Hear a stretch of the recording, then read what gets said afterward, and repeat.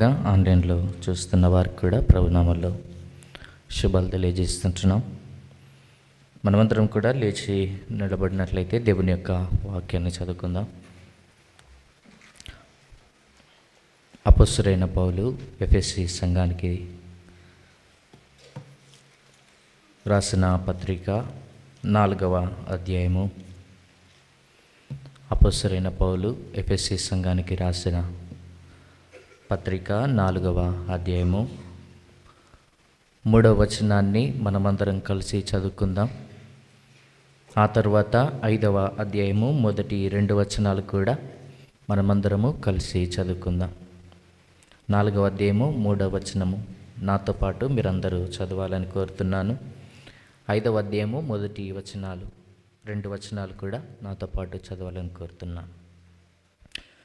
మీరు పిలువబడిన పిలుపునకు తగినట్లుగా దీర్ఘశాంతముతో కూడిన సంపూర్ణ వినయముతోనూ సాత్వికముతోనూ నడుచుకొనవలెనని ప్రభువును బట్టి ఖైదీనైన నేను మిమ్మను బతిమాలుకొనుచున్నాను.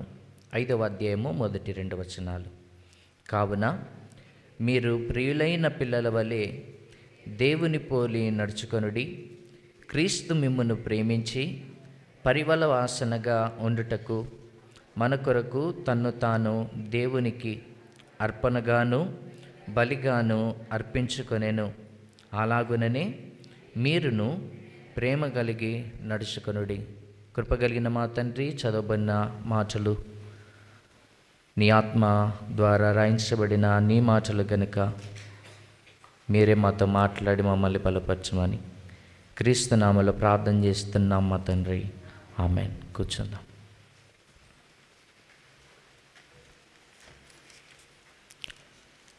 అపొస్తలుడైన పౌలు ఎఫెసీ సంఘానికి ఉత్తరాన్ని రాస్తూ 6 అధ్యాయాలు కలిగినటువంటి ఈ పుస్తకములో 2 భాగాలుగా మనము ఆలోచన చేసినట్లయితే మొదటి 3 అధ్యాయాలు జరిగినటువంటి సంగతులను అపొస్తలుడైన పౌలు ప్రస్తావనలోనికి తీసుకుని వస్తాడు. 4, 5, 6 వచనాల్లో మనము చేయవలసినటువంటి విధులు లేకపోతే బాధ్యతలు, కర్తవ్యాలు వాటిని జ్ఞాపకం చేస్తూ అపొస్తలుడైన పౌలు ఎఫెసీ సంఘానికి ఉత్తరాన్ని రాస్తాడు. ఇది నాన్న మనము ఆలోచించవలసినటువంటి దేవుని యొక్క మాటలు. 4వ వచనం 3వ భాగం 5వ అధ్యాయము 1, 2 వచనాల్లో 2 ప్రత్యేకమైనటువంటి మాటలు కనబడుతూ వస్తుంటున్నాయి. 4వ అధ్యాయం 3వ వచనములో మీరు పిలువబడిన పిలుపునకు, 5వ అధ్యాయము 2వ వచనం చివరి భాగములో నడుచుకొనుడి. యేసుక్రీస్తు ప్రభునందు విశ్వాసముంచినటువంటి మనము మన పిలుపు, మన యొక్క ప్రవర్తన ఇవి 2 కూడా ఎలా ఉన్నాయి అనేటువంటిది ప్రతి దినము కూడా ఆలోచన చేసుకుంటూ మన ఆధ్యాత్మిక జీవితాన్ని ముందుకు కొనసాగించుకుని వారమై ఉండాలి. మొట్టమొదటిగా మన పిలుపు ఎవరు పిలిచారు అనేది అర్థమవుతే ఆ పిలువబడినటువంటి పిలుపులో మనం ఏ విధంగా కొనసాగగలుగుతాం, లేకపోతే ఏ విధంగా ముందుకు కొనసాగాలి అనేటువంటి విషయాన్ని మనము అర్థం చేసుకోగలం. మొట్టమొదటిగా ఎవరిని లేకపోతే మనల్ని పిలిచినటువంటి పిలుపు అనేటువంటి విషయాన్ని అపొస్తలుడైనటువంటి పౌలు ప్రస్తావనలోనికి తీసుకొచ్చి మాట్లాడాడు కదా. ఆ పిలిచినటువంటి పిలుపు అసలు మనల్ని ఎవరు పిలిచారు అనేది మనకు అర్థమవ్వాలి అంటే అపొస్తలుడైనటువంటి పౌలు రోమా సంఘానికి కొరింథీ సంఘానికి ఉత్తరాన్ని రాస్తూ మొదటి పత్రిక, కొరింథీలకు రాసినటువంటి మొదటి పత్రిక 9వ అధ్యాయములో ఈ మాటలు మనము చదువుతూ వస్తాం. కొరింథీలకు రాసిన మొదటి పత్రిక 1వ అధ్యాయము 9వ వచనం. మన ప్రభువైన యేసుక్రీస్తు అను తన కుమారుని సావాసమునకు మిమ్మును పిలిచిన దేవుడు నమ్మదగినవాడు. దేవుడు ఇక్కడ మనుషులను పిలిచాడు అంట. అక్కడ పిలిచినటువంటి వారు ఎవరు అంటే రెండు జ్ఞాపకం చేస్తూ వస్తుంటున్నాడు అపోస్తలుడైనటువంటి పౌలు. మనల్ని పిలిచినటువంటి వాడు ఈలోక సంబంధి కాదు, లేకపోతే మనల్ని పిలిచినటువంటి వాడు ఒక ప్రాంతానికి సంబంధించినటువంటి వ్యక్తి కాదు. మనల్ని పిలిచినటువంటి వాడు ఒక దేశానికి సంబంధించినటువంటి వ్యక్తి కూడా కాదు.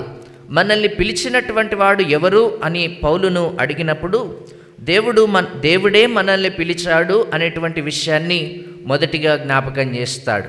తర్వాత రెండవదిగా ఆ పిలిచినటువంటి వాడు ఎలాంటి వాడు అని మనము పౌలును అడిగినప్పుడు ఆయన 9వ వచనంలో ఈ మాటను జ్ఞాపకం చేస్తాడు కదా.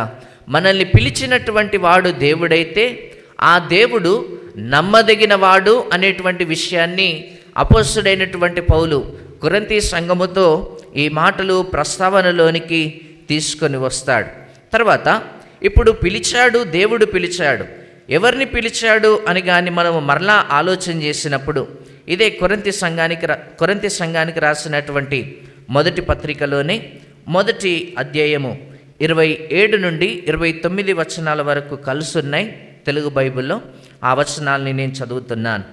ఏ శరీరియు దేవుని ఎదుట అతిశయింపకుండునట్లు జ్ఞానులను సిగ్గుపరచుటకు లోకములో నుండి వెర్రివారిని దేవుడు ఏర్పరచుకొని ఉన్నాడు. బలవంతులైన వారిని సిగ్గుపరచుటకు లోకములో బలహీనులైన వారిని దేవుడు ఏర్పరచుకొనుచున్నాడు. ఎన్నికైన వారిని వ్యర్థము చేయుటకు లోకములో నీచులైన వారిని, తృణీకరింపబడిన వారిని, ఎన్నిక లేని వారిని దేవుడు ఏర్పరచుకొని ఉన్నాడు. దేవుని యొక్క ఏర్పాటులో, దేవుని యొక్క పిలుపును పొందినటువంటి మనం అసలు ఎవరం అనిగానే మనము ఆలోచన చేసినప్పుడు మనము జ్ఞానులమా అంటే జ్ఞానులము కాదు. నిజానికి అపోస్తలుడైనటువంటి పౌలు కొరింథీ సంఘానికి ఉత్తరాన్ని రాస్తూ ఆనాడుంటున్నటువంటి గ్రీసు దేశస్థులు చాలా జ్ఞానులు అని అనుకుంటూ వస్తుంటున్నారు. కానీ ఎంత మాత్రము కూడా కాదు. చూడండి ఒకసారి పై వచనాల్ని మనం చదువుతున్నప్పుడు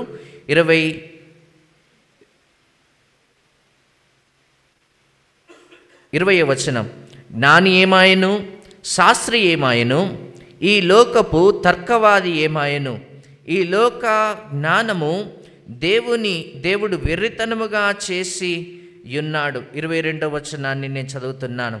యూదులు సూచక క్రియలు చేయమని అడుగుచున్నారు, గ్రీసు దేశస్థులు జ్ఞానమును వెదుకుచున్నారు. యూదులేమో సూచక క్రియలు చేయాలని అడుగుతూ వస్తే గ్రీసు దేశస్థులు వారికి జ్ఞానం ఎక్కడ ఉంది అని వారు వెతుకులాట ప్రారంభించినట్లుగా అపోస్తలుడైనటువంటి పౌలు మాట్లాడుతున్నాడు.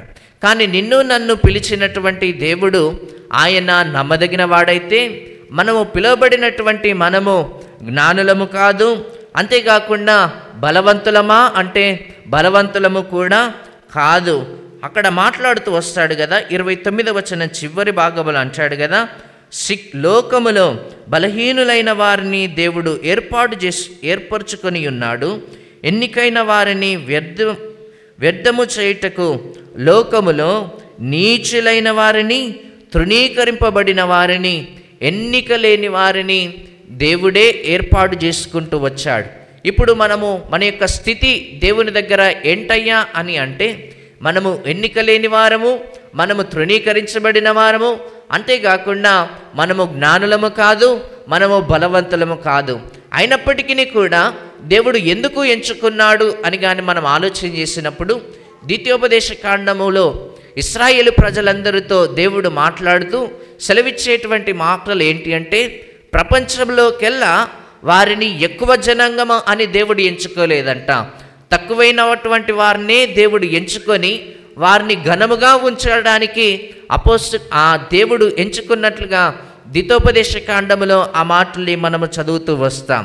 ఇప్పుడు చదువుబడినటువంటి కొరింథీ సంఘములో ఒకటి, ఎవరు మనల్ని పిలిచాడు అనగా పిలిచిన వాడు దేవుడు, పిలిచినవాడు నమ్మదగినవాడు. ఎవరిని పిలిచాడు?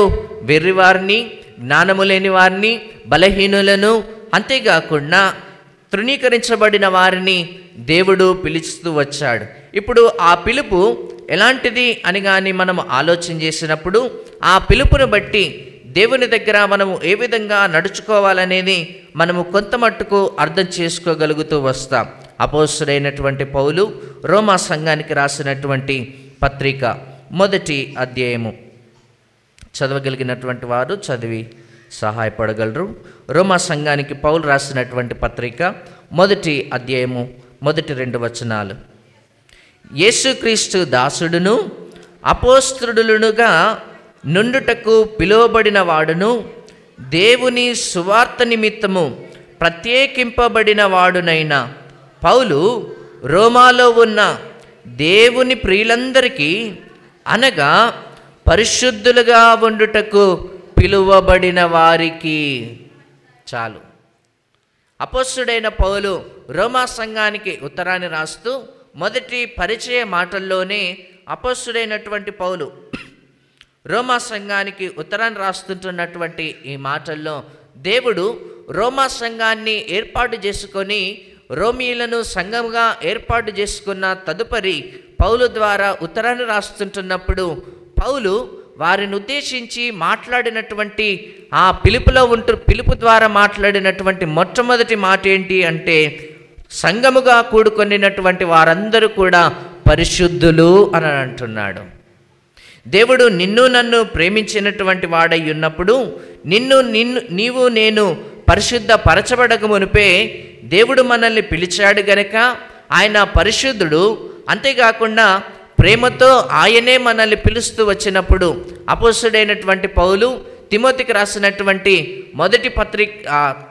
రాసినటువంటి పత్రికలో మనల్ని పిలిచినటువంటి పిలుపు కూడా పరిశుద్ధమైనదై అని పౌలు ఎంచుకొని, అంతేకాకుండా మనం పిలువబడినటువంటి పిలుపు ఎందుకొరకు పిలువబడ్డాం, లేకపోతే ఎలా పిలువబడ్డాం అని కానీ మనం ఆలోచన చేసినప్పుడు దేవుడు మనల్ని ఎలా ఎంచుతూ వస్తుంటున్నాడు అంటే పరిశుద్ధులు అని ఎంచుతున్నాడు. అంతేకాదు, ఇంకొక విషయాన్ని కూడా జ్ఞాపకం చేస్తాను. ఇదే అపోస్తలుడైన పౌలు కొరింథీ సంఘానికి రాసినటువంటి మొదటి పత్రిక 1వ అధ్యాయము 2వ వచనం. మొదటి పత్రిక 1వ అధ్యాయము 2వ వచనం.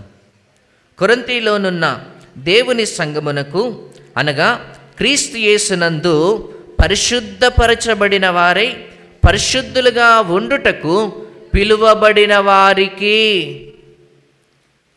మనము పరిశుద్ధులుగా ఉండుటకు దేవుడు పరిశుద్ధమైనటువంటి పిలుపుతో మనము పరిశుద్ధులుగా ఉండుటకు పిలువబడుతూ వచ్చాం. అంతెందుకు, మనము హెబ్రీ సంఘానికి ఉత్తరాన్ని రాసినటువంటి మాటల్లో అబ్రహాము యొక్క జీవితాన్ని పరిశుద్ధుల యొక్క విశ్వాసాల పట్టికలో ప్రస్తావనలోనికి తీసుకుని వచ్చినప్పుడు అబ్రహాము ఏ విధంగా పరిశుద్ధుడిగా ఎంచబడ్డాడు అంటే, పరిశుద్ధుడిగా ఎంచబడక మునుపు మొట్టమొదటిగా దేవుని యొక్క మాట విన్నటువంటి అబ్రహాము గారు ప్రత్యేకించబడుతూ వచ్చాడు. అక్కడ ఈ మాటలు చదువుతూ వస్తాను చూడండి. హెబ్రీలకు రాసినటువంటి పత్రిక 11వ అధ్యాయము 8వ వచనంలో మీకోసం నేను చదువుతున్నాను. అబ్రహాము పిలువబడినప్పుడు విశ్వాసమును బట్టి ఆ పిలుపునకు లోబడి తాను స్వాస్థ్యముగా పొందనయున్న ప్రదేశమునకు బయలు వెళ్ళెను, మరియు ఎక్కడికి వెళ్ళెనో అది ఎరుగక బయలు వెళ్ళెను. నీవు నేను పరిశుద్ధంగా ఉండాలి అంటే మొట్టమొదటిగా మనలో ఉండాల్సింది ఏంటి అని కానీ మనం ఆలోచన చేస్తుంటున్నప్పుడు ప్రత్యేకత అనేది ఉండాలి. కొరింథీ సంఘానికి పౌలు 2 పత్రికల్లో ఉత్తరాన్ని రాస్తూ ఆయన మాట్లాడేటువంటి మాటలు ఏంటి అంటే, జీవము కలిగినటువంటి దేవుని సంఘము లోకానికి వేరై ఉండాలి. ఎందుకు అనగా మనము ఎంచబడినటువంటి ఎన్నిక పరిశుద్ధమైనటువంటి స్వాస్థ్యం అని దేవుడే మనల్ని ఎంచుతూ వచ్చాడు. కనుక ఇప్పుడు మనము పరిశుద్ధులుగా ఉండాలి అంటే మొట్టమొదటిగా మనలో ప్రత్యేకత కలిగినటువంటి జీవితం, దైవికమైనటువంటి జీవితం అనేది మనలో కొనసాగుతూ ఉండాలి. నేను మీకోసం చదువుతాను. కొరింథీలకు రాసినటువంటి 2వ పత్రికలో పౌలు ఈ మాటలు మాట్లాడుతూ వస్తాడు. కొరింథీలకు రాసినటువంటి 2వ పత్రిక 6వ అధ్యాయము 17వ వచనములో ఈ మాట చదువుతూ 16-18 వచనాలు కలుస్తున్నాయి. నేను చివరి రెండో భాగాన్ని నేను చదువుతున్నాను. నేను వారిలో నివసించి సంచరింతును, నేను వారి దేవుడనయ్యుందును, వారు నా ప్రజలయ్యుందురు. కావున మీరు వారి మధ్య నుండి బయలు వెడలి ప్రత్యేకముగా ఉండుడి, అపవిత్రమైన దానిని ముట్టకుడని ప్రభువు చెప్పుచున్నాడు. మీరు వారి మధ్య నుండి బయలువెడలి, ఎక్కడి నుండి? పైన 14వ వచనం నుండి మనం చదువుతున్నప్పుడు, అవిశ్వాసులతో జోడుగా ఉండకండి.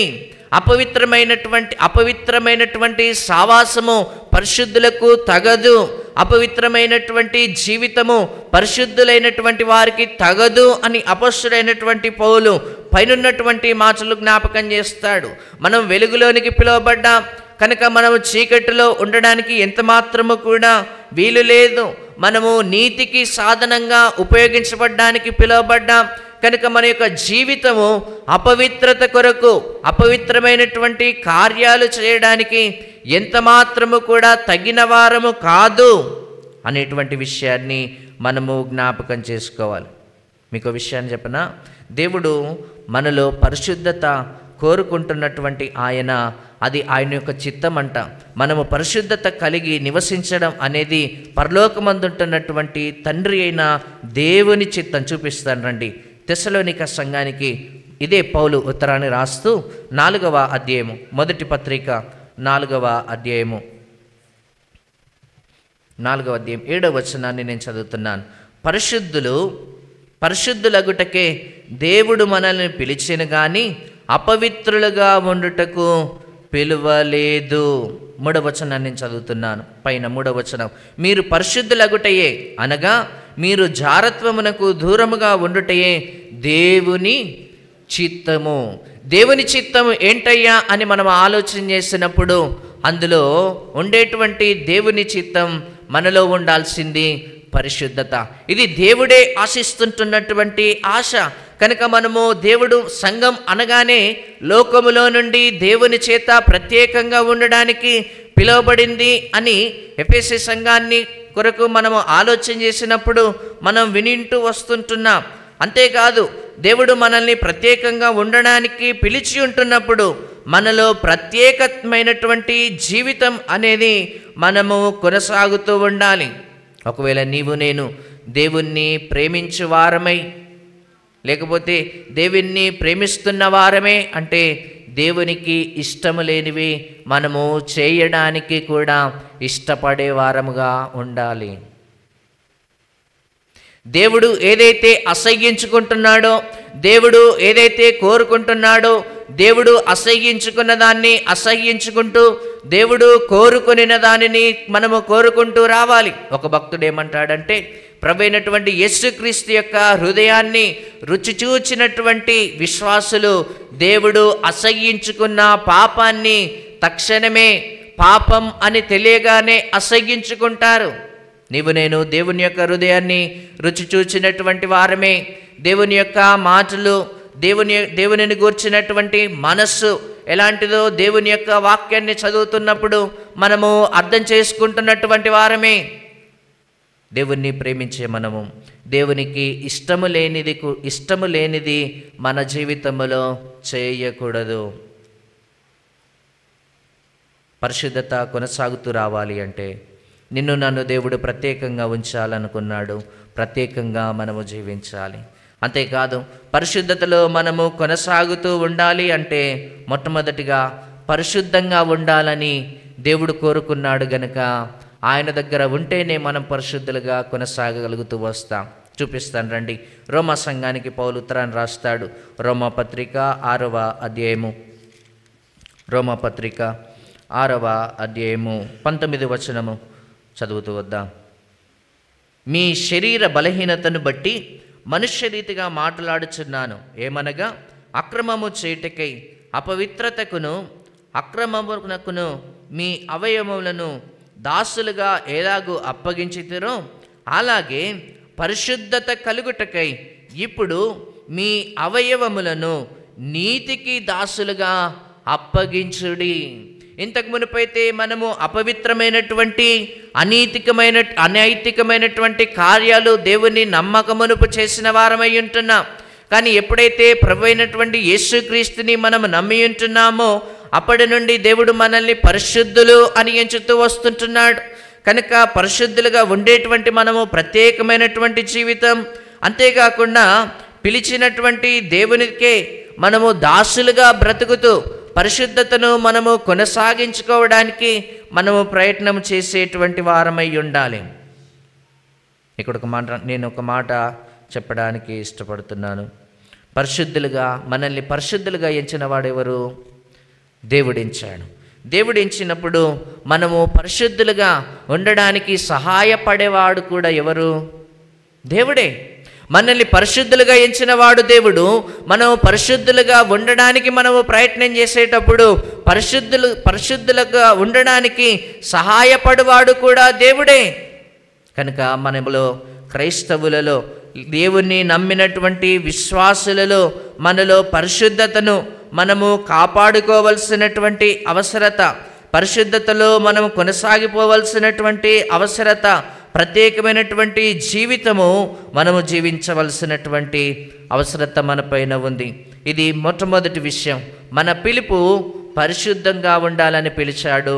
మన ప్రవర్తన పరిశుద్ధంగా ఉందో లేదో మనము ఈ దినాన్న మనము ఆలోచన చేసుకుంటూ రావాలి. రెండు విషయాన్ని నేను మీకు జ్ఞాపకం చేస్తాను. అపోస్తల కార్యముల గ్రంథం 11వ అధ్యాయము. అపోస్తల కార్యముల గ్రంథం 11వ అధ్యాయము 26వ వచనాన్ని చదువుతూ వద్దాం. 26వ వచనం. వారు కలిసి యొక్క సంవత్సరం అంతయు సంఘములో ఉండి బహుజనులకు వాక్యము బోధించిరి. మొట్టమొదట అంతియోకయలో శిష్యులు క్రైస్తవులు అనబడిరి. ఇంకొక వచన భాగాన్ని కూడా చదువుదాం. అపోస్తలుడైన పౌలు రోమా సంఘానికి రాసిన పత్రిక 1వ అధ్యాయము 7వ వచనం చివరి భాగములో, మేము కృపను అపోస్తులత్వమును పొందితిమి, మీరును వారిలో ఉన్నవారై యేసుక్రీస్తు వారుగా ఉండుటకు పిలువబడి ఉన్నారు. 1వ అధ్యాయము 7వ వచనం చివరి భాగములో ఇక్కడ పౌలు మాట్లాడుతున్న మాట ఏంటి అంటే, మీరును వారిలో ఉన్నవారై యేసుక్రీస్తు వారుగా ఉండుటకు పిలువబడి ఉన్నారు. మన యొక్క పిలుపు ఎలా ఉండడానికి పిలువబడ్డాం? క్రైస్తవులుగా ఉండడానికి పిలువబడ్డాం. సర్వసాధారణంగా మనం బయట మీరెవరు అని కానీ సర్వసాధారణమైనటువంటి ప్రశ్న మనకు తెలియనటువంటి వారు మన దగ్గరకు వచ్చి అడిగినప్పుడు మనం ఏమని చెప్తాం?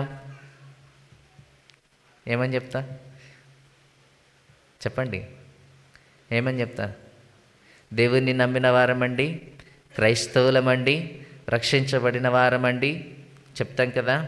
ఈ మాట ఎప్పుడు ప్రస్తావనలోనికి వచ్చింది అని కానీ మనం ఆలోచన చేసినప్పుడు, అపోస్తలులు చేస్తుంటున్నటువంటి పరిచర్య కాలములోనే మొట్టమొదట అంతియోకయలో మొట్టమొదటి శిష్యులు క్రైస్తవులు అని పిలువబడుతూ వచ్చారు. అంతేకాదు రోమా సంఘానికి కూడా పౌలు ఉత్తరాన్ని రాస్తూ క్రీస్తులాగా ఉండడానికి పిలువబడ్డాం. క్రైస్తవులు అంటే క్రీస్తుని అనుసరిస్తూ జీవించేవారు, ఫాలోవర్ ఆఫ్ క్రైస్ట్, లేకపోతే క్రీస్తుని వెంబడించే వాళ్ళే క్రైస్తవులు అనేటువంటి మాట మనము ఎరుగుతూ వస్తాం.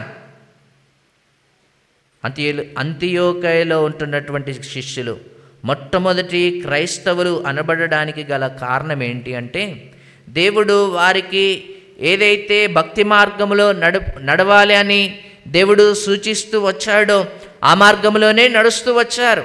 అంతేకాదు అపోస్తలుల బోధ ద్వారా వారి యొక్క జీవితాన్ని కట్టుకుంటూ లేఖనానుసారమైనటువంటి జీవితాన్ని మాత్రమే జీవించడానికి ఇష్టపడుతూ వచ్చారు. క్రైస్తవులమని చెప్పుకునే మనము, క్రీస్తుని అనుసరించి చెప్పుకునేటువంటి మనము, నీవు నేను క్రైస్తవుడమనే పిలువబడుతూ వచ్చాం. కానీ క్రీస్తుని మనము అనుసరించే వారమై ఉంటున్నప్పుడు తప్పనిసరిగా ఆయన చూపించేటువంటి ప్రేమ, ఆయన కలిగి ఉంటున్నటువంటి ప్రేమ, మనము ఆయన యొక్క ప్రేమను రుచి చూచినటువంటి వారమై ఉంటున్నాం. అందుకనే యేసుక్రీస్తు ప్రభువారు నూతన నిబంధన విశ్వాసులకు నూతన నిబంధన పుస్తకములో ప్రేమ అనేటువంటి పదము చాలా ఎక్కువ సార్లు ప్రస్తావనలోనికి తీసుకొని వచ్చినట్లుగా మనం చదువుతూ వస్తాం. అంతేకాదు యోహాను తాను రాసినటువంటి మొదటి పత్రికను మీరింటికెళ్ళి చదువుతూ వచ్చినప్పుడు ఇంచుమించు 26 సార్లు ప్రేమ అనేటువంటి ఒక్క పదాన్ని యోహాను రాసినటువంటి మొదటి పత్రికలోని 26 సార్లు ప్రస్తావనలోనికి తీసుకొని వస్తాడు. క్రైస్తవులు దేవుని పిల్లలమని, లేకపోతే క్రీస్తుని అనుసరించేటువంటి వారమని అంటున్నటువంటి మనము క్రైస్తవులమని దేవుడే మనల్ని ఆయన యొక్క ఆలోచనను బట్టి పిలిచి ఉంటున్నప్పుడు, ఆయన ప్రేమ మనలో ఉంటూ ఉన్నప్పుడు, ఆయన ప్రేమ మనము దాన్ని ఇతరులకు పంచేటువంటి వారమై ఉండాలి. మీకు ఒక లేఖనంలోనే ఒక విషయాన్ని నేను మీకు జ్ఞాపకం చేస్తాను. పరిశుద్ధాత్మ దేవుడు యేసుక్రీస్తు ప్రభువారిని మనము నమ్మినప్పుడు మన హృదయంలోనికి ఆయన ఊరికినే రాలేడు, ఏమీ లేనివాడుగా రాలేదు. రోమా సంఘానికి పౌలు ఉత్తరాన్ని రాస్తాడు, 5వ అధ్యాయం 5వ వచనంలో అంటాడు కదా, పరిశుద్ధాత్మ మీ హృదయములో కుమ్మరించబడింది. ఎలా కుమ్మరించబడుతూ వచ్చింది? దేవుని యొక్క ప్రేమ కుమ్మరించబడింది అనేటువంటి విషయాన్ని జ్ఞాపకం చేస్తాడు. చూడండి, రోమా సంఘానికి పౌలు రాసిన పత్రిక 5వ అధ్యాయము 5వ వచనం. ఎందుకనగా ఈ నిరీక్షణ మనలను సిగ్గుపరచదు, మనకు అనుగ్రహింపబడిన పరిశుద్ధాత్మ ద్వారా దేవుని ప్రేమ మన హృదయములో కుమ్మరింపబడింది. కుమ్మరించడం, మనపైన వర్షము ఏ విధంగానైతే ఈ భూమిపైన పడుతూ వస్తుంటున్నదో వర్షాకాల సంవత్సరంలో ఆ కాలంలో మనలో కూడా మన యొక్క హృదయములో పరిశుద్ధాత్మ దేవుడు ఆయన వచ్చినప్పుడే దేవుని యొక్క ప్రేమను తీసుకొని వచ్చి మన హృదయములో కుమ్మరించాడు అనేటువంటి మాట జ్ఞాపకం చేస్తున్నాడు. క్రీస్తుని అనుసరించేటువంటి మనం ప్రేమ కలిగి నడుచుకుంటున్నామా? క్రీస్తుని అనుసరించేటువంటి మనం ఆ సహనాన్ని కలిగి నడుచుకుంటున్నామా? క్రీస్తుని అనుసరించేటువంటి మనము క్రీస్తులాగా తగ్గించుకొని నడుచుకుంటూ వస్తుంటున్నామా? క్రీస్తుని అనుసరించేటువంటి మనము క్రీస్తులాగా ప్రతి రాత్రికాల సమయంలో ఆయన చేసేటువంటి పని ఏంటి అంటే, మనమైతే నిద్రపోతాం, కానీ ఆయన రాత్రికాల సమయంలో కొండపైకి ఎక్కి తాను నిరంతరము కూడా ప్రార్థన చేసేటువంటి వ్యక్తిగా మనం చదువుతూ వస్తాం. మన సువార్తల గ్రంథాల్లో 4 సువార్తల్లో మనం చదువుతూ వస్తుంటున్నప్పుడు 4 సువార్తల్లో కూడా యేసుక్రీస్తు ప్రభువారు రాత్రివేళ, అంతేకాకుండా ఆయన ఏదైనా పని జరిగించాలి అని అనుకున్నప్పుడు ఆయన చేసినటువంటి మొట్టమొదటి పని దేవునికి ప్రార్థన చేయడం. మీరు 4 సువార్తల్లో మనం చదువుతుంటున్నప్పుడు ఆ విషయాలను మనం జ్ఞాపకం చేసుకుంటాం. యేసుక్రీస్తు ప్రభువారు 12 మంది శిష్యులను ఎంచుకునే ముందు ఆయన చేసింది ఏంటి అంటే ప్రార్థన చేస్తూ వచ్చాడు. ఆ విధంగా మనం ఎక్కడ 4 సువార్తల్లో ఆయన ఏదైనా పని చేయాలి అని అనుకున్నప్పుడు ఆ పనిని ప్రారంభించే ముందు ప్రార్థనతో ప్రారంభించేవాడు. అంతేకాదు ఆయన ఈ లోకంలో ఈ లోకయాత్ర ముగించేటువంటి సమయంలో కూడా ప్రార్థన చేసి ముగించాడు. యోహాను రాసినటువంటి సువార్త 17వ అధ్యాయంలో శిష్యులని లోకములోనికి పంపించే ముందు దీర్ఘకాలం 17వ అధ్యాయం అంతా కూడా శిష్యులందరి కొరకు ప్రార్థన చేస్తూ వెళ్ళాడు. చివరి ప్రార్థన అది యేసుక్రీస్తు ప్రభువారిది. క్రీస్తుని అనుసరించే మనము, క్రైస్తవులము అని పిలువబడే మనము ప్రేమ, తగ్గింపు జీవితం, అంతేకాకుండా సహనం, దేవుని దగ్గర మనము నిరంతరము ప్రార్థన జీవితం మనం కొనసాగుతుందా? క్రైస్తవులు అనబడేటువంటి మనము యేసుక్రీస్తు ప్రభువారే తానే స్వయంగా మాట్లాడుతూ వస్తాడు కదా.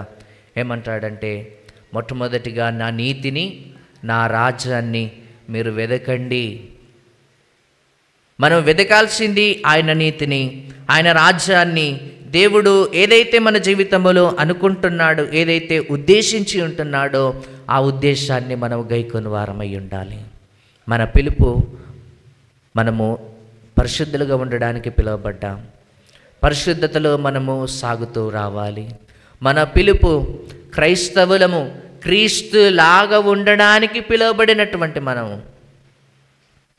మీరు ఒకవేళ చరిత్రను కానీ చదువుతూ వచ్చినప్పుడు యేసుక్రీస్తు ప్రభువులాగా నడిచినటువంటి వారు కొంతమంది చరిత్రలో కనబడుతూ వస్తారు.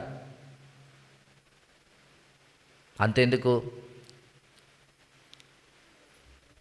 నీవు నేను దేవుని యొక్క వాక్యాన్ని విని రక్షకునిగా అంగీకరించక మునుపు యేసుక్రీస్తు సువార్తను పట్టుకొని ఈ లోకములోనికి అనేక మంది భక్తులు రావడానికి గల కారణం ఏంటి అంటే, దేవుడు వారికి అప్పగించినటువంటి పని. ఆయన యేసుక్రీస్తు ప్రభువారు ఏ విధంగానైతే ఈ లోకములో ప్రయాసపడుతూ వచ్చాడో, రక్షణ నిమిత్తము నశించిన దానిని వెదకి రక్షించడానికి ఎంతగానైతే ప్రయాసపడుతూ వచ్చాడో, ఆ విధంగా మనము కూడా ప్రయాసపడాలనేటువంటి ఆ భారముతోనే ఎంతోమంది సువార్థికులు, అంతేకాకుండా ఎంతోమంది వారి ప్రాణాన్ని కూడా అర్పించిన వారు చరిత్రలో కనబడుతుంటున్నారు. నీవు నేను క్రైస్తవులమని పిలువబడుతున్నప్పుడు యేసుక్రీస్తులాగా దేవుని యొక్క పనిలో మనము ముందుకు కొనసాగిపోయేటువంటి వారంగా ఉంటామా? అంతెందుకు, ఆయన చిన్నతనములోనే మందిరములో ఉండి ధర్మశాస్త్రోపదేశకులతో మాట్లాడుతూ, వారితో ఖండిస్తూ, వారితో మాట్లాడుతూ వస్తుంటున్నప్పుడు వారి తల్లిదండ్రులు, యేసుక్రీస్తు ప్రభువారి యొక్క తల్లిదండ్రులు యేసుక్రీస్తు ప్రభువారిని వెతికినప్పుడు ఆయన అన్నటువంటి మాట ఏంటి? నేను నా తండ్రి పనుల మీద ఉన్నానని మీరెరగరా? దేవుడు మనకు అప్పగించిన పని క్రీస్తులాగా ఉండడానికి పిలువబడినటువంటి మనము, క్రీస్తుని మేము క్రైస్తవులము అని చెప్పుకునేటువంటి మనము, నిజంగా దాన్ని మనము దేవుని యొక్క పనులలో మనము నిమగ్నమై ఉన్నామా? దేవుడు మనకు పనినిచ్చాడు. యేసుక్రీస్తు ప్రభువాడు అంటాడు, యోహన్ రాసిన సువార్త 17వ అధ్యాయం 4వ వచనంలో అంటాడు కదా, ప్రభువా, చేయుటకు నీవు నాకు ఇచ్చిన పనిని భూమి మీద సంపూర్ణంగా చేశాను. నీవు నేను పిలువబడినటువంటి పిలుపు అది పరిశుద్ధమైనది, క్రీస్తులాగా ఉండడానికి పిలువబడ్డాం. 3 విషయాన్ని నేను జ్ఞాపకం చేస్తాను రండి. పేతురు రాసిన పత్రిక మొదటి అధ్యాయము 14, 15, 16 వచనాలు కలిసి ఉన్నాయి కనుక నేను ఆ వచనాల్ని చదువుతున్నాను. నేను పరిశుద్ధుడనై ఉన్నాను గనుక మీరును పరిశుద్ధులై ఉండుడని వ్రాయబడి ఉన్నది. కాగా మీరు విధేయులగు పిల్లలై మీ పూర్వపు అజ్ఞాన దశలో మీకుండిన ఆశలను అనుసరించి ప్రవర్తింపక, మిమ్మును పిలిచినవాడు పరిశుద్ధుడై ఉన్న ప్రకారము మీరును సమస్త ప్రవర్తన యందు పరిశుద్ధుడై ఉండుడి. 14, 15, 16 కలిసి ఉన్నాయి, కానీ అక్కడ ఒక మాట మనం గుర్తించాలి. కాగా మీరు విధేయులగు పిల్లలై. ఇంకొక వచన భాగాన్ని కూడా మనం చదువుతూ వద్దాం. యోహన్ రాసిన మొదటి పత్రిక 3వ అధ్యాయము 2వ వచనములు నేను చదువుతున్నాను. ప్రియులారా, ఇప్పుడు మనము దేవుని పిల్లలమై ఉన్నాము, మనమిక ఏమవుదుమో అది ఇంకా ప్రత్యక్షపరచబడలేదు. 2వ వచనములో అంటున్నాడు కదా, ప్రియులారా, ఇప్పుడు మనము దేవుని పిల్లలమై ఉన్నాము. యోహన్ రాసినటువంటి సువార్తలో కూడా మొదటి అధ్యాయం 12వ వచనములో యేసుక్రీస్తు ప్రభువారిని మనం ఎప్పుడైతే సొంత రక్షకునిగా మనం అంగీకరించామో అప్పుడే మనము దేవుని పిల్లలం అనేటువంటి మాట యోహన్ రాసినటువంటి సువార్తలో మనం చదువుతూ వస్తాం. ఇందాక మనము చదువుకున్నటువంటి లేఖన భాగాల్లో ఎఫెసీ పత్రిక 5వ అధ్యాయం 2వ వచనంలో అంటాడు, అక్కడ కూడా అంటాడు కదా, కాగా మీరు దేవుని పిల్లలు, దేవుణ్ణి పోలి నడుచుకొనుడి. ఇక్కడ నీవు నేను ఎలా పిలువబడుతూ వచ్చాము అంటే, ఇంతకు మునుపైతే యేసుక్రీస్తు ప్రభువాన్ని నమ్మకమునుపు మనము దేవుని పిల్లలము కాదు. అవునంటారా కాదంటారా? యోహాను రాసినటువంటి సువార్తలు 8:44 మాటలు చదువుతూ వస్తాం. మీరు మీ తండ్రియగు అపవాది సంబంధులు, మీ తండ్రి అనగా మీ తండ్రి సాతాను అని ఆయన ప్రస్తావనలోనికి తీసుకొని వస్తాడు. కానీ ఎప్పుడైతే ప్రభువైన యేసుక్రీస్తునందు విశ్వాసం ఉంచుతూ వస్తామో అప్పుడు మనలోనికి మనము ఆత్మ ద్వారా మనము ఏం చేయబడుతూ వచ్చాము అంటే దేవుని పిల్లలుగా చేయబడుతూ వచ్చాం. అందుకనే మనం ఎప్పుడైతే ప్రభు అయినటువంటి యేసుక్రీస్తుని మనము ధరించుకున్న వారమై వచ్చి ఉంటున్నామో అప్పటి నుండి మనము దేవుని పిల్లలము అనేటువంటి మాట అపోస్తలుడైనటువంటి పౌలు ప్రస్తావనలోనికి తీసుకొని వస్తాడు. ఇదే మనం ఇందాక చదువుకున్నటువంటి ఎఫెసీ పత్రికలోనే 4వ అధ్యాయము, ఎఫెసీ పత్రిక 4వ అధ్యాయము 23-24 వచనాల్లో నేను చదువుతూ వస్తుంటున్నాను. 23-24 మీ చిత్తవృత్తి యందు నూతన పరచబడిన వారై నీతియు యథార్థమైన భక్తియు గలవారై దేవుని పోలికగా సృష్టించబడిన నవీన స్వభావమును ధరించుకొనవలెను. మనము నూతనమైనటువంటి సృష్టిగా మనం చదువుకుంటాం కదా. కొరింథీయులకు రాసినటువంటి 2వ పత్రిక 5:17 ప్రకారము ఎప్పుడైతే మనము ప్రభువైన యేసుక్రీస్తునందు మనము నమ్మి ఉంటున్నామో అప్పుడే మనల్ని దేవుడు మరలా నూతన సృష్టిగా ఎంచుతూ వచ్చాడు. అంతెందుకు యోహాను రాసిన సువార్త 4వ అధ్యాయాన్ని మనం 3వ అధ్యాయాన్ని మనం చదువుతూ వస్తుంటున్నప్పుడు నికోదేముతో యేసుక్రీస్తు ప్రభువారు అన్నటువంటి మాట, ఒకడు క్రొత్తగా జన్మించితేనే కానీ పరలోక రాజ్యములో వాడు ప్రవేశించాడు. యేసుక్రీస్తు ప్రభువాన్ని నమ్మిన మూలంగా మరలా మనము నూతనమైనటువంటి పురుషుల్లాగా నవీన స్వభావాన్ని ధరించుకొని అనగా దేవుని పిల్లలమని ఎన్నికలోనికి చేయబడుతూ మనము దేవుని పిల్లలం అని దేవుడే అంటున్నాడు. పేతురు అంటున్నాడు కదా, కాగా మీరు ప్రియులైన పిల్లలలాగా మీరు దేవుని పిల్లలలాగా నడుచుకునండి. పిల్లలు వారు ఒకవేళ చదివేటువంటి వారై ఉన్నప్పుడు, వారు చదువుతూ వచ్చినప్పుడు వారు అనుకునేటువంటి విషయం ఏంటంటే, నేను బాగా చదివి నేను మంచి మార్కులు తీసుకొని వచ్చి నా తల్లిదండ్రులకు ఘనతను తీసుకురావాలి, వారిని సంతోషపెట్టాలి, వారిని నాతో ఉంటున్నటువంటి స్నేహితుల తల్లిదండ్రులకందరికంటే కూడా నేను వారి మధ్య మంచి పేరు తీసుకురావాలని కోరుకుంటూ వస్తారు. ఇక్కడ కూడా మనం అదే ఆలోచన చేయాలి. మనము దేవుని పిల్లలం. మనం ఏది చేసినా పరలోకమందు ఉన్నటువంటి తండ్రికి ఘనతను మనం తీసుకొని వచ్చేటువంటి వారమై ఉండాలి. అంతేకాదు మనము దేవునికి మహిమ తీసుకొని వచ్చేటువంటి వారముగా ఉంటూ రావాలి. కుమారుడు ఎప్పుడు తండ్రిని సంతోషపెట్టడానికే ప్రయత్నం చేస్తూ రావాలి. అంతేకాదు దేవుడు అప్పటికే మనం ఇందాక చదువుకున్న కొరింథీ సంఘానికి అంటాడు కదా, నేను వారిని చేర్చుకొందును. కిందికి మనం చదువుతున్నప్పుడు వారి మధ్యలో సంచరించి వారిని నేను చేర్చుకొని నేను వారికి తండ్రినయ్యుందును, వారు నాకు పిల్లలయ్యుందురు అనేటువంటి మాట కొరింథీ సంఘముతో పౌలు మాట్లాడుతూ వస్తాడు. నీవు నేను దేవుని పిల్లలమై ఉంటున్నప్పుడు దేవుణ్ణి మనము వెంబడించే అడుగుజాడల్లో దేవుని యొక్క గుణలక్షణాలు, దేవునిని మనము అనుసరించేటువంటి జీవితంలో, అంతేకాకుండా మన ద్వారా దేవుడు మహిమ పొందేటువంటి ఆ ఆలోచన మన మనస్సులో ఉండాలి. నన్ను దేవుని పిల్లలు అని ఎంచుతున్నాడు. నిజానికి మనము దేవుని పిల్లలము అనేటువంటి ఆ ఎన్నిక మనది కాదు. నిజానికి మనము ఆలోచన చేసినప్పుడు మన పైన ప్రభుత్వం చేసేదైనా మన పైన ఉన్నటువంటి అధికారి ఎవరు అంటే సాతానే.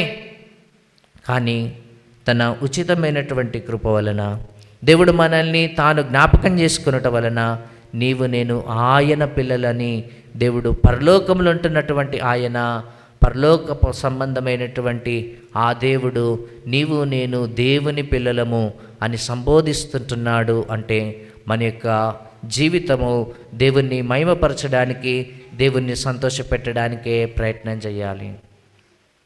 నిన్నటి దినాన్న ఈ మాటను నేను జ్ఞాపకం చేశాను ప్రార్థనలో. అపోస్తుడైనటువంటి పౌలు ఈ మాట మాట్లాడుతూ వస్తాడు కదా. ఏమంటాడంటే, కొరింథీ సంఘానికి ఉత్తరాన్ని రాసినటువంటి పౌలు, నేను భోజనము చేసినను పానము చేసినను సమస్తము దేవునికి మహిమ తీసుకురావడానికే చేస్తున్నాను. నేను ఏది చేసినా సరే, మన తండ్రి ఉంటున్నాడు, ఆయన మనల్ని నా పిల్లలు అని దేవుడు ఎంచుతున్నాడు, ఆయన నాకు చెందినవారు అని దేవుడు ఎంచుతూ వస్తుంటున్నప్పుడు మనము ప్రియులైన పిల్లల వలె, అక్కడ ఎఫెసీ పత్రిక 5వ అధ్యాయం 1వ వచనంలో అంటాడు కదా, కాగా మీరు ప్రియులైన పిల్లల వలె దేవుని పోలి నడుచుకొనుడి. దేవుడు ఏదైతే మార్గాన్ని చూపించాడో ఆ మార్గంలో మనం నడవాలి.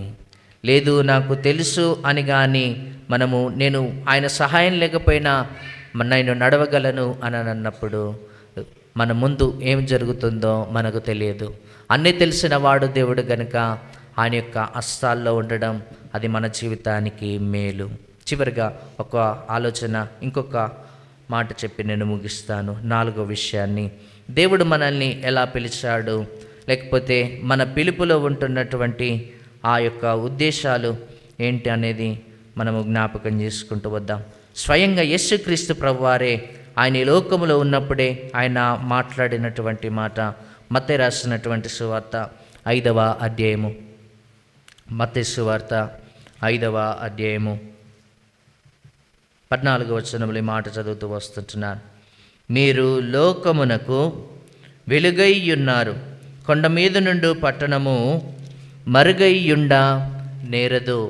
మీరు లోకమునకు వెలుగు. ఎందుకు వెలుగు అంటున్నాడు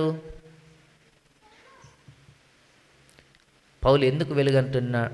యేసుక్రీస్తు ప్రభువారు ఎందుకు వెలుగంటున్నాడు అంటే, మనము వెలుగునొద్దకు వచ్చినటువంటి వారం. యోహాను రాసినటువంటి సువార్త 1వ అధ్యాయాన్ని మనం చదువుతున్నప్పుడు, మన చీకటి, లోకములో చీకటి ఉన్నది, లోకములోనికి నిజమైనటువంటి వెలుగు వచ్చింది కనుక ఇప్పుడు మనము నిజమైనటువంటి వెలుగునొద్దకు వచ్చినటువంటి వారం.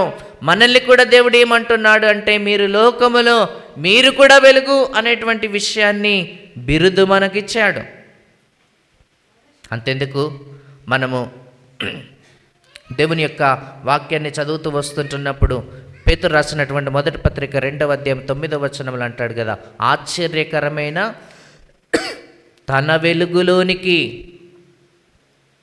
తన వెలుగులోనికి మనం వచ్చి ఉంటున్నాం.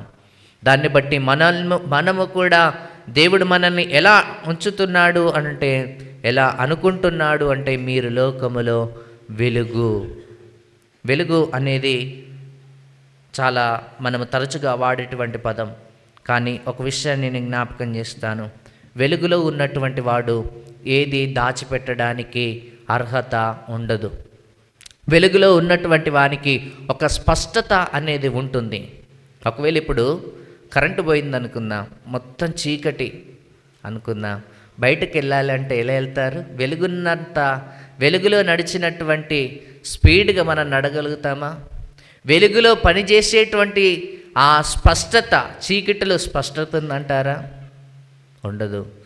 ఒకటి, వెలుగులో మనుషుడు ఏది కూడా దాచిపెట్టలేడు.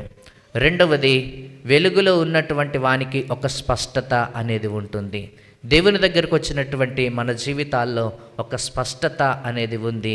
ఇప్పుడు మనం వెలుగు సంబంధులము గనక మనము వెలుగులోనికి అనేక మందిని వెలుగులోనికి తీసుకురావడానికి మనము పని చేయాలి. అంతేకాదు, వెలుగులో ఉన్నటువంటి వాడు ఏ కార్యాన్నైనా చేయడానికి సంసిద్ధుడుగా ఉంటాడు. చీకటి ఉందనుకోండి, ఏదైనా పని చేయాలి అని అనుకున్నప్పుడు ఏ పని కూడా చేయలేము. కారణం ఏంటి అంటే, మనం ఏం చేస్తున్నామో మనకు కనబడదు. మీకు విషయం చెప్తాను. యోహాను రాసిన సువార్తలో యేసుక్రీస్తు ప్రభువారి ఆయనే మాట్లాడుతున్నటువంటి మాట ఏంటంటే, నిజమైనటువంటి లోకంలోనికి వచ్చిన దేవుని దగ్గరికి మనుషులు రాలేకపోవడానికి గల కారణం ఏంటంటే, తమ క్రియలు చెడ్డవైనందున వారేం చేస్తుంటున్నారో వారికి తెలియట్లే. నిజమైనటువంటి వెలుగు దగ్గరికి వచ్చినప్పుడు వారి యొక్క క్రియలన్నీ కూడా తెలిసిపోతూ వస్తాయి. అందుకు గొప్ప నిదర్శనం యోహన్ రాసిన సువార్తలోని 4వ అధ్యాయంలో సమరయ స్త్రీ యొక్క జీవితాన్ని మనం ఉదాహరణగా తీసుకోవచ్చు. కానీ నిన్ను నన్ను దేవుడు వెలుగుగా ఉంచాడు. ఆ వెలుగుగా మనము అనేకులకు వెలుగు మార్గాన్ని మనము పరిచయం చేసేటువంటి వారమై ఉండాలి. చివరిగా ఈ వచన భాగాన్ని చదువుకొని మనం ముగిద్దాం. ఎఫెసీ పత్రికలోని పౌలు ఈ మాటలు ప్రస్తావనలోనికి తీసుకొని వస్తాడు. ఎఫెసీ పత్రిక 5వ అధ్యాయము 8వ వచనం నుండి 14 వరకు మనం చదువుతున్నప్పుడు అక్కడ ఈ మాటలు రాయబడి ఉన్నాయి. మీరు పూర్వము చీకటి అయ్యుంటిరి, ఇప్పుడైతే ప్రభువునందు వెలుగయ్యున్నారు. వెలుగు ఫలము సమస్త విధములైన మంచితనము, నీతి, సత్యమును వాటిలో కనబడుచున్నది గనుక ప్రభువుకేది ప్రీతికరమైనదో దానిని పరీక్షించుచు వెలుగు సంబంధుల వలె నడుచుకొనుడి. నిష్ఫలమైన అంధకార క్రియలలో పాలివారై ఉండగా వాటిని ఖండించుడి. ఏలయనగా అట్టి క్రియలు చేయవారు రహస్యమందు జరిగించు పనులను గూర్చి మాటలాడుట అయినను అవమానకరమై యున్నది. సమస్తమును ఖండింపబడి వెలుగు చేత ప్రత్యక్షపరచునది ఏదో అది వెలుగే గదా. అందుచేత నిద్రించుచున్న నీవు మేల్కొని మృతులలో నుండి లెమ్ము, క్రీస్తు నీ మీద ప్రకాశించునని ఆయన చెప్పుచున్నాడు. వెలుగులో మనుష్యుడు ఏం చేస్తున్నాడో తెలియదు, కానీ వెలుగు అనేది ప్రత్యక్షపరచబడినప్పుడు చీకటిలో వాడు ఎటువంటి ఫలితాన్ని పొందుకున్నాడో వెలుగులో కనబడుతూ వస్తాయని దేవుడే చెప్తున్నాడు. వెలుగు ఫలం ఏంటంటాడు? సమస్తము. వెలుగు ఫలములో 3 లక్షణాలు ఉంటున్నాయి. అందులో ఏంటి? మొట్టమొదటిది మంచితనము, నీతి, యథార్థత. 4 చదవండి. ఎఫెసీ పత్రిక 5వ అధ్యాయం. వెలుగు ఫలం ఏమనగా చదవండి తీసినవారు. సమస్త విధములైన మంచితనము, నీతి, సత్యము అనేవి వెలుగులో ఉన్నవి. వెలుగులో ఉండేవి ఏంటంట? మంచితనము, నీతి, సత్యము. అందుకనే యేసుక్రీస్తు ప్రభువారు నేను వెలుగును అన్నప్పుడు ఆయనలో ఉన్నది ఏంటి అంటే మంచితనము, నీతి, సత్యము. మనం వెలుగు సంబంధులం. మనలో ఉండాల్సింది మంచితనము, నీతి, సత్యము. నీతి ఎలాంటిది అంటే నిజానికి మనుషుడు కలిగి ఉన్నది కాదు ఇది నీతి. నీతికి కారణము, నీతికి మూలం ఎవరు అంటే అపొస్తలుడైన పౌలు కొరింథీ సంఘానికి ఉత్తరాన్ని రాస్తాడు. ఆయన దేవుడే నీతి అయ్యున్నాడు అనేటువంటి విషయాన్ని జ్ఞాపకం చేస్తాడు. ఆ నీతిని పొందుకున్నటువంటి మనము, ఒక చిన్న మాట చెప్పి నేను ముగిస్తాను. నీతిని పొందుకున్న మనము అన్ని విషయములలో ఆధ్యాత్మిక నీతి, అంతేకాకుండా నైతికపరమైనటువంటి నీతి, మన జీవితంలో అన్ని విషయాలలో కూడా నీతి సంబంధాలుగానే మనము బ్రతకాలి. ఒకవేళ మనము సరుకులు తీసుకోవడానికి కొట్టులోనికి పోయామనుకోండి, ఏదో ఒక చిన్న వస్తువు, ఒక 5 రూపాయల పెన్ను తీసుకున్న తర్వాత అక్కడ చాలా ఎక్కువ మంది జనాంగం ఉందని పెన్ను తీసుకోమని ఆ యజమానుదారుడు ఇచ్చిన తర్వాత తీసుకున్నాను కదా, అందరు ఎక్కువ మంది ఉన్నారు కదా, ఇంకా నేను డబ్బులు ఇవ్వకపోయినా పర్లేదు అని వస్తే ఎలా ఉండేది? అది నీతికరమైనటువంటి పనులు కాదు. ఒకవేళ షాప్ యజమాని మర్చిపోయినా నీవు దాన్ని జ్ఞాపకం చేసుకొని నీవు దాన్ని ఉపయోగించుకోవడానికి, వాడుకోవడానికి తీసుకొచ్చావు కనుక నీవు దాన్ని చెల్లించవలసినటువంటి మూల్యం నీపైనే ఉంది. అన్ని విషయాల్లో కూడా మన వెలుగు సంబంధుల వలె మంచితనము, నీతి, సత్యాన్ని మనము వెంటాడుతూ దేవునిలో ఎదగాలనేటువంటిది దేవుడు నేర్పిస్తుంటున్నాడు. మన పిలుపు పరిశుద్ధమైనది, పరిశుద్ధులుగా ఉండడానికి పిలిచాడు దేవుడు. మన పిలుపు ఎందుకు పిలుస్తూ వచ్చాడు దేవుడు? దేవుని పిల్లలము అనేటువంటిది పిలుస్తూ వచ్చాడు. దేవుని పిల్లల్లాగే మనం నడుచుకోనాలి. దేవుడు వెలుగు అని అన్నాడు. వెలుగు సంబంధంలాగే మనం ఉంటూ దేవుని నామానికి మహిమను తీసుకుంటూ రావడానికి మనము ప్రయత్నం చేస్తూ వద్దాం. తల వంచి